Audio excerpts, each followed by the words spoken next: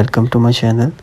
मैं इस वक्त हूँ हज़रत अबू अयूब अंसारी रज़ी अल्लाह ताला अन्हु के मज़ार के पास। एक कदीमी कब्रिस्तान है, बहुत बड़ा। बहुत सारे टूरिस्ट यहाँ पे आते हैं। सुना है कि यहाँ पे बहुत सारे अंबिया कराम की कब्र हैं। इसके अलावा जो इनके सुल्तान थे उनकी भी काफ़ी सारी कब्रें हैं यहाँ पे। बहुत ही इंटरेस्टिंग प्लेस है ये, स्पेशली फॉर टूरिस्ट।